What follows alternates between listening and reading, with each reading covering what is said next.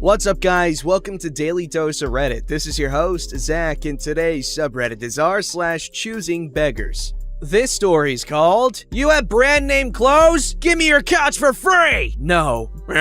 Pikachu? I'm confused and I'm Pikachu. Pika Pika. Some backstory first. My husband and I are going to be renting my parents' second house and hopefully buying it in the future. They were renting it out and the tenants basically destroyed it. We're talking ripping out walls, building new cabinets, tearing up carpets, the toilet even got removed, it was so bad. We have been putting our money and time into fixing this house for the past 3 weeks so far. My husband works full-time, so it's mostly me and my dad doing it while my mom watches our daughter and husband helps when he isn't working. On to today. My best friend hasn't seen the house yet, so I invited her over to hang out while I paint. My husband started talking about furniture he wanted to get rid of because the new house is a lot smaller than the one we're in now, and we also want some cash to get new furniture. He brought up a couch we have that's quite fancy. It's faux leather, has lights and speakers, reclines electronically, has charging ports, you get the drift. It's an expensive couch. My friend asked how much we want for it, and my husband said we got it for free from his grandfather who worked at a furniture store because someone returned it and they couldn't sell it again. So anything would be good, really, to put towards new stuff. I know my friend doesn't have a great deal of money, neither do we, but we're better with our finances than her. This is important, it comes up again. And I said if it was to her, $50, because I don't like faux leather and I just want it gone, honestly. She agreed. I mean, who wouldn't? Then we went to get lunch at the Servo. While we were there, she asked if I could buy her a packet of smokes and she'd pay me back next week. In Australia, a packet of smokes is around 35 Australian dollars for the cheapest where we live. I got them for her, and while we were waiting for the food, I told her about some new clothes I was getting and was excited about because I love these brands and they make me feel fancy. Calvin Klein and Tommy Hilfiger. I bought them from an online outlet store where everything is between 50 to 80% off. She said, "This is why you never have any money and are always broke?" I kinda just gave her a "really?" look, as I just bought her smokes. On the way back in the car, she started saying how she should get the couch for free because if I have money to get those brands, I should have enough to get new furniture. I said, "Name, I'm giving you an at least $1,000 couch for $50. If I wasn't selling it to you, then I'd ask for half the price. If you don't want to pay for it, then I'll sell it." She got all huffy and brought up how her partner had bought us drinks last weekend while we were out, allowed in my state, and I said it's not the same because he did that, not her, and we didn't ask, he offered. She asked to buy the couch, and I gave her the lowest price because she's my friend. Well, now she's pissy, and I don't know if she's buying it or not. Who turns their nose up at $50 for a $1,000 couch because the owner bought brand-named clothes? Entitled people is who. The sheer audacity has me taken aback right now. Well, that's a little weird of her, but stay strong, stay righteous, and also donate to charity because you obviously can afford it. Like, look at you wearing Tommy Hilfiger and Calvin Klein. Why aren't you giving more money to charity? I'm joking, guys. Just slipping that in before y'all start sharpening the pitchforks. This story's called The Tragic Tale of the Cake Lady. I posted not too long ago about the woman who blew up at me for not getting a discount on a cracked cookie. At the time, that was the most dramatic choosing beggar incident I've ever had the displeasure of experiencing in person. I had thought it would remain that way. On Friday evening, I was proven woefully wrong. Several days before, we had gotten a call from a lady wanting to order a custom cake and cupcakes. My coworker Emma answered.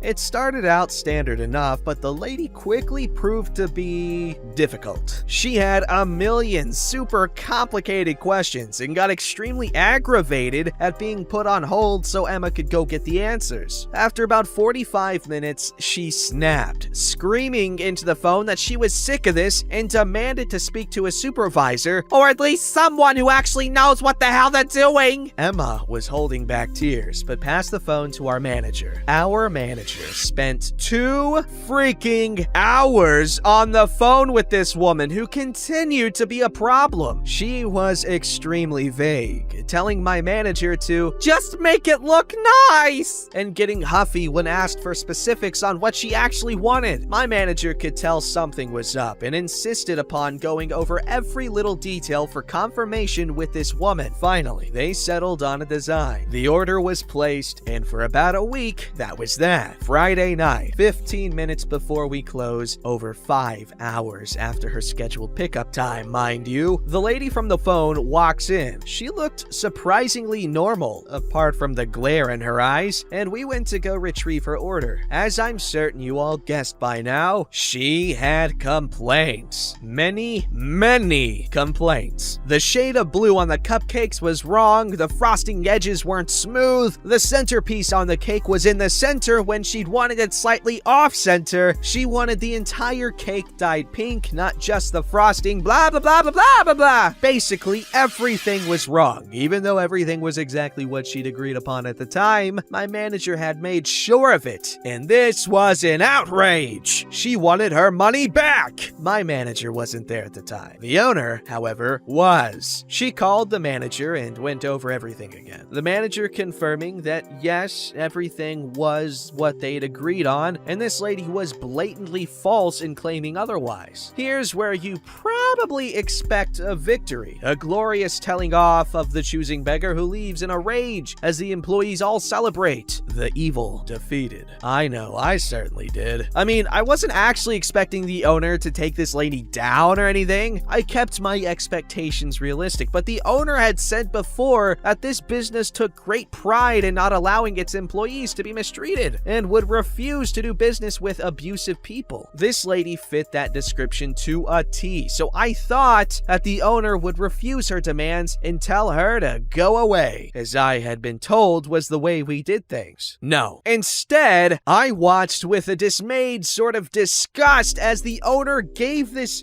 bimbo a $50 refund and apologized for it not having been what she wanted. Never mind the fact that we all knew that she was lying. Never mind the fact that she'd been absolutely horrible to the employees, which was supposed to be a big no-no. Never mind the fact that this was clearly exactly what she wanted this entire time. I know it's naive of me, but I honestly felt a bit betrayed, I suppose. I'd been promised that this place wasn't like others, that the employees were valued and would be defended, that butthole customers were not welcome and would not be tolerated, and that I could do nothing but stand there and watch as a woman who'd left my coworker in tears and made all our lives a collective hell was rewarded for her behavior. She's going to do it again. If not to us, then to some other poor workers, because my boss just effectively reinforced that being a colossal bimbo is how to get what she wants. I know people here like to have happy or triumphant endings, but there isn't one. This lady was a huge choosing beggar, nitpicked everything, made unrealistic demands, demanded it for a ridiculous discount, and got what she wanted. And I'm just furious. I know some will say this doesn't count as a choosing beggar, and maybe not, but I thought it fit the parameters and needed to get it off my chest. What a ridiculous freaking owner, stupid-headed owner. Freaking, you're gonna kill everything in the entire planet with what you just did, basically. I mean, at this point,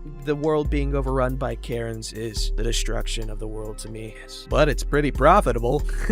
Alright, this story's called Rant. I am so tired of people asking me to draw paint things for them. I am not a professional artist. I have a good job with great pay, and I don't need additional sources of income to have a comfortable life. That being said, begin Rant. I am a hobbyist artist. I am in no way amazing, but I do churn out some pretty decent stuff. I've been getting into portraits and pop art style paintings for a few months now. I suck at preserving my paintings, so I often send them out as cards to close friends for holidays for absolutely no money. I love doing this, and those who receive them are always incredibly grateful, and some of them have even framed the stuff I sent them. I often post progress shots of the work I do on my Instagram. I get tons of people replying to them, appreciating it, and telling me that I should start selling them for money. And then there are people I barely even know that ask me if I would be willing to draw them, classic, or something for them. them. I generally treat these messages as appreciation for the work I do, and thank them for their appreciation and politely decline as I don't do commissions. Most of them shrug and say, fine, and then say something along the lines of, I wasn't asking about a commission, just a request. You send your art for free to people anyway, I figured you could do this for me. First of all, 1. They are my friends. I don't even know you. 2. They didn't ask me for a specific thing. I sent them something random I chose to draw. A couple of days back, a dude I was friends with in high school reached out to me asking if I was willing to draw a pop art style portrait for him and his boyfriend as they were getting married and wanted something funky on their invitation cards. Pride theme. I declined. They offered to pay me for my work. Since he used to be a good friend, I asked him what he had in mind. These were his requirements. 1. The colors I use are rainbow themed. Easy enough. 2. It has to be A3 in size. I generally work on A5, so A3 is massive in comparison, but okay. 3. I need to use light fast paints as they will frame it for their living room. I use cheap paints as it's just a hobby. Artist quality ones are pretty expensive where I live, and the cheap paints won't age well, so this will require me to get good archival paints. 4. The reference picture is him and his boyfriend kissing in front of a floral motif wall. They're wearing clothing with extremely intricate embroidery. It's a beautiful picture, but there's a lot of detail, and he wanted most of them, if not all, captured in the painting. The paintings I do in comparison are very simple with blocks of colors. With all these in mind, I figured that this would be an artistic challenge for me since I have never done commissioned work, and since this kind of stuff is not really my style, I am hesitant to charge for something that might not be great in the end. So I tell the dude that I am willing to do it with these conditions. 1. They pay me $5 advance. 2. Once I'm done with the painting, I'll send them a picture of the final work. If they like it, they can pay me the rest of the amount plus shipping and I'll send it to them. 3. If what I made was not what they had in mind, they don't need to pay me anything. I won't sell the painting to anyone since it is their photo and just treat it like practice. He tells me that point number 3 makes no sense since they'd have paid me $5 for it and they wouldn't have anything with them. He insisted that I mail the painting no matter what and he'd only pay me if they liked it. I said that the $5 is the compensation for the hours and hours of work I'll be putting into what they asked me, and also the included cost of the materials that I'll need to buy. Way more than $5, but it's not like I'll use all of it in one painting, so whatever. Yes, but that advance is for the actual product, not labor. Look, I'm not a professional artist, so if you want a sure thing, you should probably reach out to one. The stuff you ask is not my style, and I don't want to charge you for something that isn't good. But the $5 is for my effort. Plus, $5 is literally nothing compared to what you'd normally pay. Well, I asked you because I have full confidence in your ability. Okay, let's table this for later. If you end up making a good one, how much will you want the painting for? Let's see. $50 should be good. So $45 including the advance. No, $50 more. That's too much. Well, I'd have spent close to 50 hours on that, so I think it's fair enough. You aren't even professional. You can't demand that much. Well, it's fine if you want to ask someone else. I don't care. I like your art style. I wanted you to do it. How much were you willing to pay? Tell you what, I'll give you $5 advance and another $5 for the painting and shipping. Artist quality paints will cost me $30 to $40. Well, if you made a messed up painting, you'd get no money in the end, according to your own conditions. That's fine. I'll treat it as practice. I would have dug my own grave, and that's not on you. So why don't you practice and send the finished painting to me for just shipping extra? No. You make no sense. Perhaps, but you're also asking professional level art for $5. I'm sorry, I do this as a hobby, and spending hours to make something perfect for $5 is just not worth it. I work full-time as well. It's not gonna happen. I am charging way less than an actual artist would charge as well. You earn more than I do. You don't need this money. We were friends in school and I was gonna invite you to our wedding. Can't you make this our wedding gift? No. Well, F you then.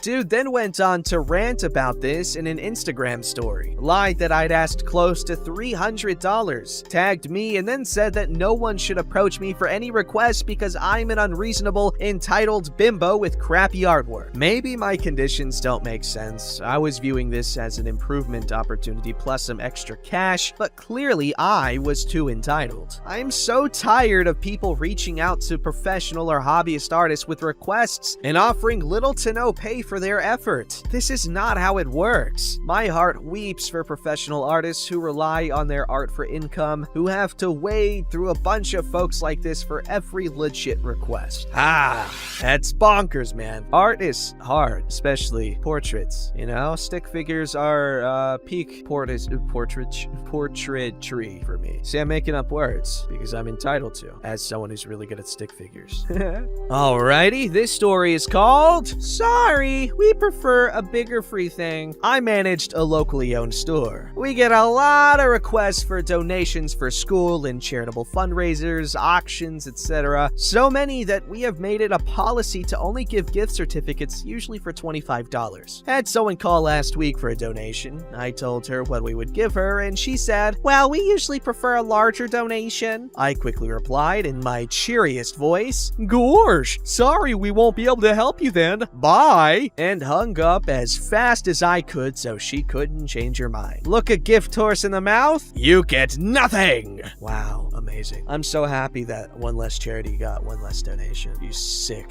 person. I'm kidding. Charity, you're a jerk. You should always accept donations, no matter how small. Fill your storage room with pennies. Don't forget to like, subscribe, and hit that bell to never miss an episode.